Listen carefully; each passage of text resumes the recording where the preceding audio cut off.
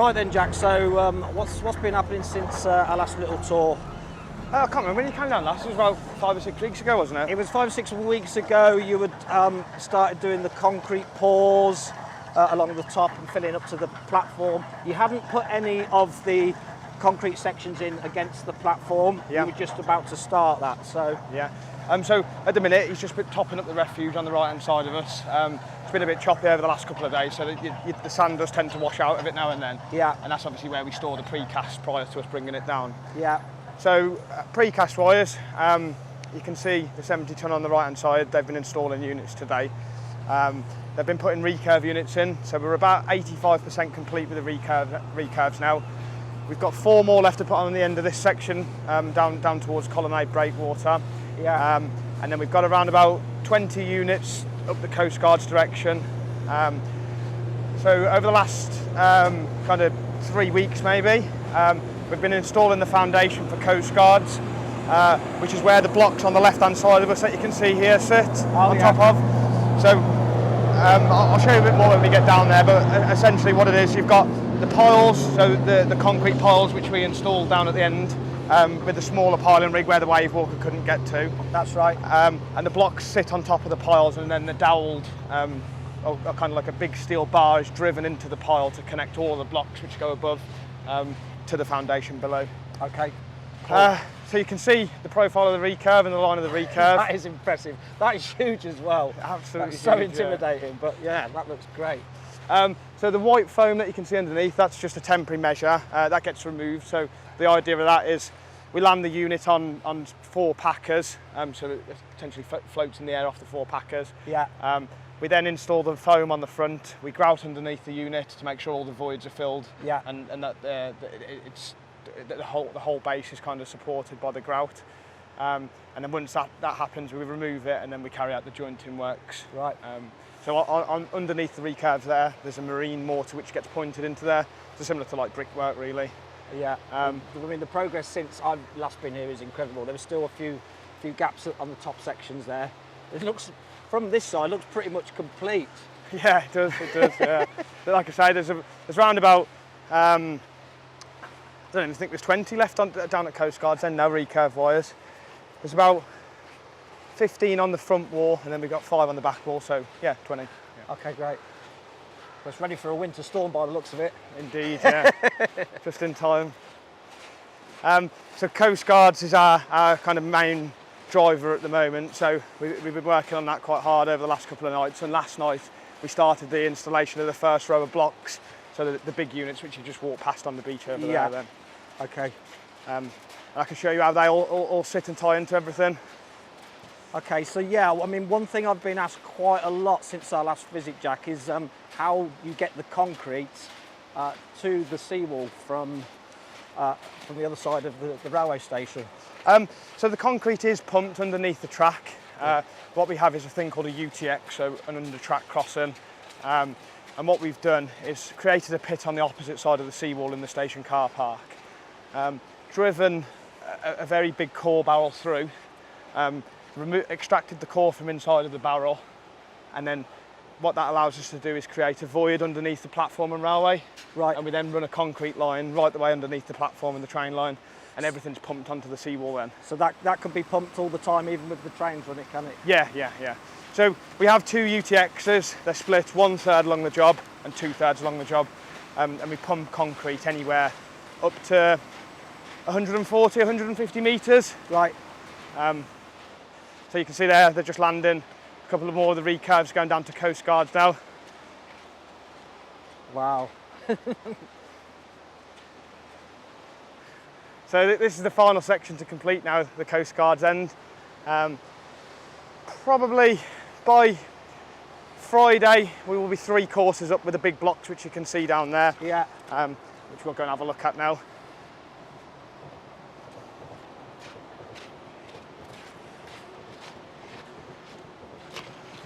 We're just getting onto the Coast Guard's bridge with the recurve units. Amazing, yeah, that looks great now. All of the trackside units, apart from one, I think, I don't know if they've installed it today, are in up to the Coast Guard's bridge. There's a gap in the trackside wall units. Yeah, I saw that. And then they start after, they start after the base of the bridge then.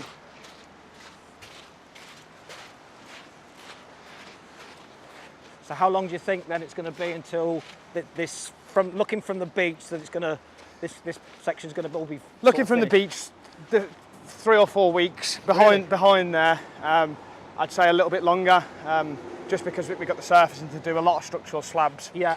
So each block has got 2 holes cast in the top of it, well, which go right the way through it. And the idea of that is we've got the reinforcement there, which are the big 40mm bars sticking up. Yeah. They go down 2 metres into the pile. Okay. And each block is sat on top of 2 piles. So we installed the piles with the board piling rig. There's a couple of bars you can see on the floor over there. That we just couple onto them using the thread on the bar itself. In between each block, you've then got smaller grout socks, which is the same version of the grout socks used on the facing panels. The reason why these 2 don't have a Reckley imprint, and these do, is there's a pit that you can just see an outline on the floor there. Yeah. And that there is going to be where the new stairs go up. Ah, right. So they're going to go up there. Yeah. And then what? Up again the other way. And then up again the other way. Okay. Yeah. And then eventually, it will tie in from the top section, the higher level promenade on Coast Guard to Colonnade into the section outside of our work site. So that fence is getting moved back in the next couple of weeks as well. Okay. And we've booked lime blocks from not this Monday, the following Monday. And the idea of those is so we can remove the trackside wall. Oh, so right. So that's what's next week, you say? Yeah. Okay. So we've numbered it up in sections, 1 to 9, and where we've got the different sections, we're going to be retaining that material on site and making benches from it on the new promenade down this bottom end here. And any other material that's not marked up where the cut marks are, we're going to try and recover and then use. The plan is to try and use it into the next phase of works, Coast Guard to Colonnade Phase 2A. Brilliant. So last night we dropped the 6 blocks in. We concreted in the middle of the blocks, concreted to the rear of the blocks, and then we completed all of the core and works down the bottom here so we can install the bars, which obviously support the blocks. Yeah. Tonight we intend to put another 6 blocks on top of there, and another 3 blocks on the end there. And then Thursday night we plan to go again. So we'll be the best part of 3 metres up out of the ground by Friday here, and we'll be putting in somewhere in excess of 250 metres cube of concrete. Wow. So that's the next 3 nights. Days, the day tidal shift, which is shift 2, they've been predominantly carrying on with the installation of the precast units for the trackside wall units and the recurve units. When we're doing that operation, we can't undertake any other operations because the 70 tonne is used to travel the units across the beach. Right, okay. And obviously we only have, because of the available space to store and plant and materials, we do only have 1 70 tonner on the beach. So you're still having to move that crane, what is it, Matt? This big thing? Yeah, that gets put out and took away every day. So we level up a platform, drop the mats on, so the crane sat evenly. And then backfill around to secure the mats in place, and then carry on with the installation of the units once the crane's on. Amazing. I mean, I know obviously it's dependent on swell and all that sort of stuff, but I do feel like there's a lot more material being retained on this beach than previously. Yes. Which is obviously a benefit in terms of sunbathing. Yeah, absolutely. Yeah. I mean, a lot of people are saying it's going to take up a lot more of the beach, but from here, that's certainly not the case. You know, I know we're at... So on average, the facing panels are around about 1.5 to 2 metres in front of the existing wall, so there's not a lot of beach loss at all. Much. And so these drainage holes on the side, are they going to have covers on them? No, they have inline valves in them. Oh, so, yes. What that is it's like a rubber seal, so it allows water to pass through from the rear, but doesn't allow water to travel back up in the event of a storm. So up top then, we've got 26 structural slabs. So if you remember, I talked about the bars, which come out of the heel of the recurve unit and the promenade unit. Yeah. We had around about 18,000 of them to install. So far we've installed about 12,000 of them. Wow. And we've concreted, we call them structural slabs, and there's 6 recurve units and 6 promenade units in 1 structural slab. So we have 24 or 25 of them to cast in total. And I think after today, we'll be on around 15 out of those 24. Amazing. So we're progressing very well with those. Yeah, that's and, really good. And that's pretty much ready for surfacing then in those areas. Can we get a peek up that way? Yeah, we'll have a run. Okay, have a run round now. So I guess at the minute while you're finishing that bottom end, everyone has to access from down by the viaducts. Is that right? They do, yeah. So that's a very restricted tidal activity what we're doing in Coast Guards, especially on that bottom course. Yeah. And especially what we've been doing in the ground.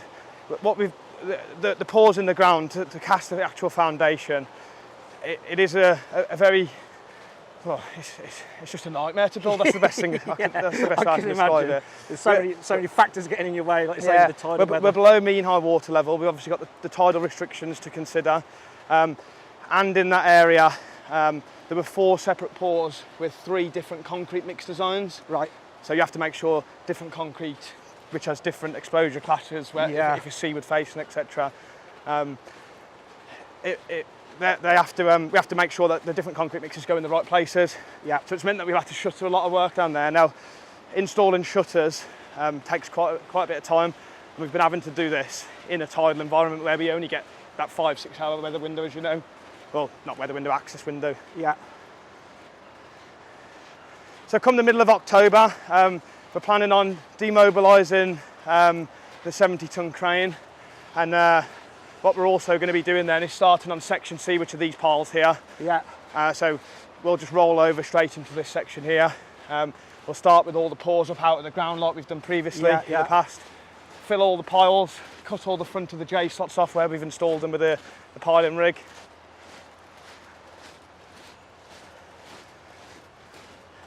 And then we're just waiting for, we're doing our flood modelling assessment for the river, which has to be approved by the EA, along with other various documentation. And they give us consent to work in the Stilling Basin. Right, okay. If we're undertaking any work within 16 metres of a culvert, which is basically that section as you come underneath the bridge there, we have to have consent from the EA, and you have to prove to them during the construction of your works and once completion of the permanent works that the flooding in the area isn't going to increase as part of the works we're undertaking. Okay. Come on, we can go around. You've seen us.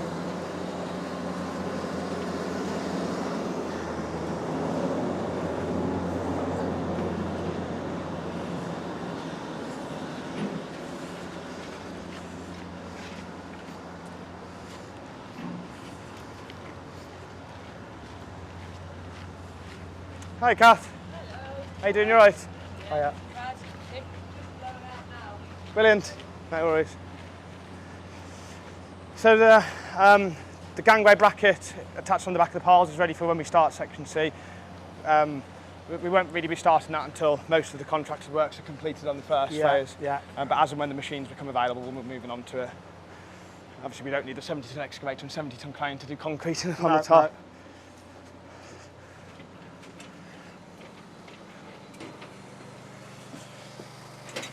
So this is the last pour to complete in this direction. This is the last pour to complete in this direction, and that'll take us up to the top of the facing panel so we can get the recurve units in. Everything going in that direction is pretty much drilled. The driller up on the top there is just completing the final section down here.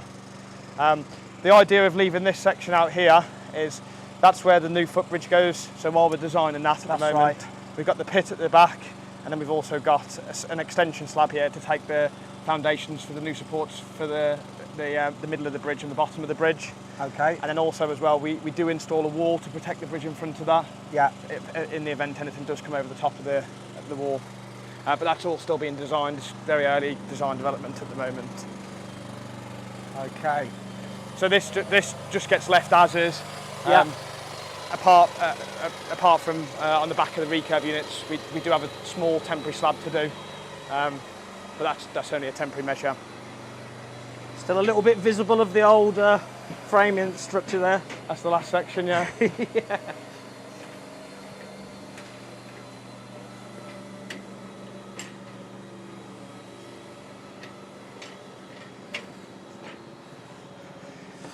So as you come up now, you start to see Look at this. a completely different Amazing. side of things. You can't really see it from the station platform. No. So in 4 areas along the job. The black holes on the right hand side, that's our final surfacing level. For the vast majority of the wall, it's only several hundred mil above the heel of the recurve unit. Right. And our surfacing slab just goes straight on top of this now. Yeah, okay. But in 4 areas, we do have viewing platforms, and that's where you see the holes start to raise up on the right, drainage outlets. Okay, I'm with you. Oh. And those areas have all got granite sets in, similar to marine parade. So that's that pink Portuguese stone that you see as you walk down the bottom in the communal areas. Okay, wow. Everywhere there's a viewing platform, we have a fencing on the recurve unit, just because the raise of the height of the promenade raises. There's a minimum requirement for the height of the fence above the top of the surfacing level. So is the viewing platform going to be flush against these recurves? Is it? Yeah. It's not going to be a viewing platform like marine parade. Yeah. It's the whole slab that will be. Right. So the whole lot. Right. Yeah, I'm with you. Okay. On the left-hand side, we have a trackside fencing which runs the whole way down the job. Yeah. So that fencing stays there. So this is going to be what, a gate on and off the platform to the seawall? This is basically, that there is one of our concrete pipes. So all of the concrete is pumped through there. Right. Okay. So underneath, you can just about see, if you look in, watch the pigeon, you can just about see the steel tube which has come through the wall. Yeah. Which is about a 400mm diameter steel tube, and that's driven from this side right the way through to the opposite side of the track, and it goes underneath the sleepers and underneath the track. That was a challenge. It was very, very difficult to install that. And how many of these are there along underneath the railway? Only 2. Only the 2. Yeah, so yeah. One here, so this one services everything to the left down here, yeah, and 50% between the UTX and down, and then the other one does the same in the opposite direction. Right. So these are the bars that we've been threading in and casting the slab. There might be a bit of steel work going on down there, which you can have a look at in a moment.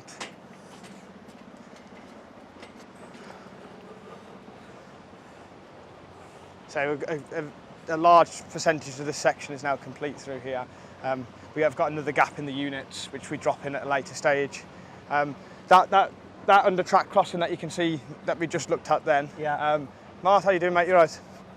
That under track crossing that we were just looking at then, that one will get left until we complete all the works on still in pond, because that's required to obviously service all the concrete going down to the bottom of the wall there. Otherwise, the only place we really have to put a concrete pump and a concrete wagon is in the taxi rank outside the station, and there's not a lot of space there. No, access is very restricted and quite limited at the minute, or as it is, isn't it? Yeah.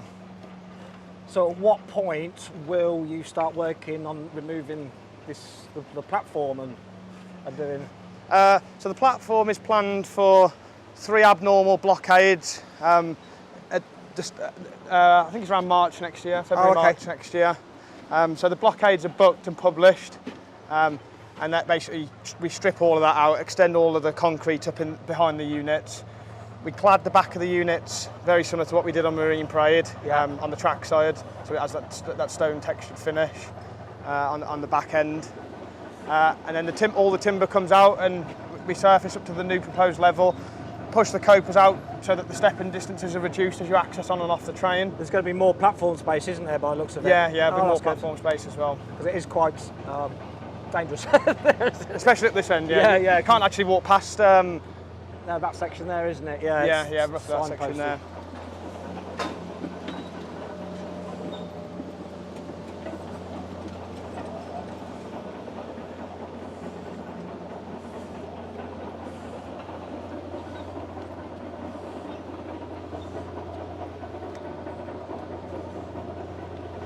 So yeah, this in a week or two's time we will start the surfacing through here. So on the next visit, I'd say in 4 or 5 weeks' time we'll nearly be there with this section. I know I've said it before. It just surprises me. I'm only coming every sort of 4 or 5 weeks, but the amount of work you're achieving during that time is phenomenal. Yeah, I don't know. It is. Right, so this the lads have been working on it earlier, wasn't it? Yeah, so that's what's been placed earlier. The machine that they've got there with the hose that he's holding there is what we call a poker. So the idea of that is to remove all of the air from the concrete, to make the concrete as dense as possible. Yeah. Helps prevent the cracking and things like that as well. And it also helps to level the concrete. How you doing? You right? All right. So as a temporary measure while we're concreting the slabs, we put this up there to stop people walking through and kind of falling down into the concrete. And then you can see behind them they're getting the next structural slab ready now, which you can have a little walk down and under.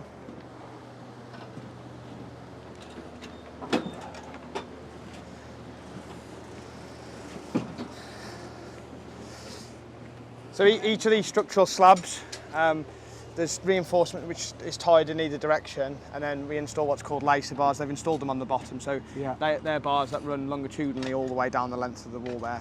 They go on top of this, and then a load of links go in to connect everything together. So there's quite a lot of steelwork involved with this. Yeah.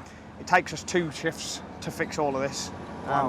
which is not a lot of time at all. No. So we can basically get a day turnaround on these slabs. Yeah.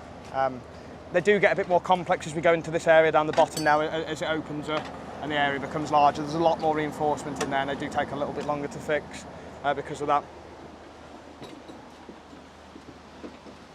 How you doing? You all right, mate? Oh, Wayne. So we're about to go into there now, just because they're doing a load of lifting operations. Let Wayne through. Actually, we can wander down the back. We can wander down the back, yeah. Just stick close to the wall if you don't mind. Yeah, no worries. Hi, Rob. How's it going, mate? Yeah, not bad, not bad. Indeed. So they're getting the packing units ready at the moment for landing the next recurve unit. How many is that today, Harry? 5th going in, and they've installed the last unit now. There's a small clash with the chamber here where they were installing the unit, so they had to chop a corner out of the chamber. Oh, right. But we'll sort that issue out when we build the chamber up and level into the platforms. So what's one of those weigh? Most of them weigh about 14 tonnes. Okay. We are going into smaller units now as we approach the Coast Guard end. Yeah. There's a couple of viewing platforms down this bottom end as well. Okay. And then there'll be a new stairs system going up onto the bridge. So we have chopped down some of the bridge the weekend, which you can have a little look at. It's only to make space for the units to go into.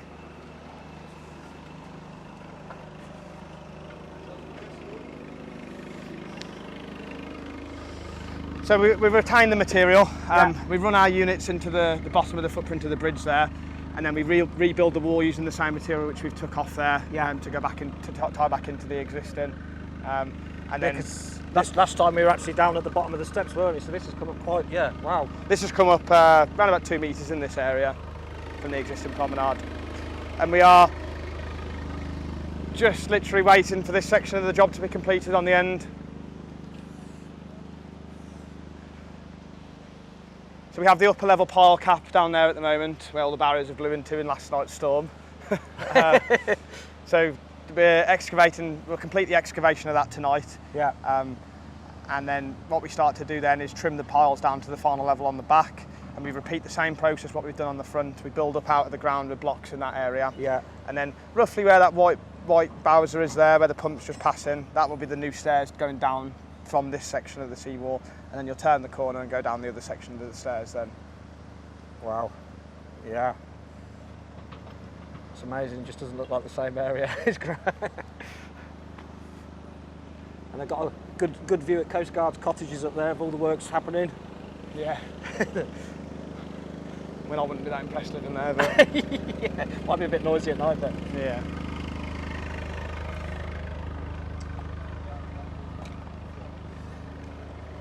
So we've got the engineers at the back here, lining and levelling the units as we install them.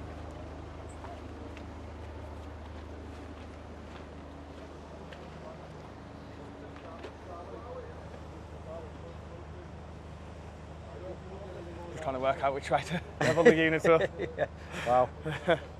Impressive. So they'll shorten up the chains if they need to. As you can see, the unit's on a bit of a slant at the moment, so they can shorten up the chains on the top. So sometimes they need to drop the unit, shorten the chains, just because we're changing between normal recurve units and special units here. Yeah. So slinging arrangement is slightly different to a standard unit. Right, okay. So they've just landed it down, and now they're just going to shorten up the chains. So they literally hook into each of that, slide it back up, and then that shortens the chain down.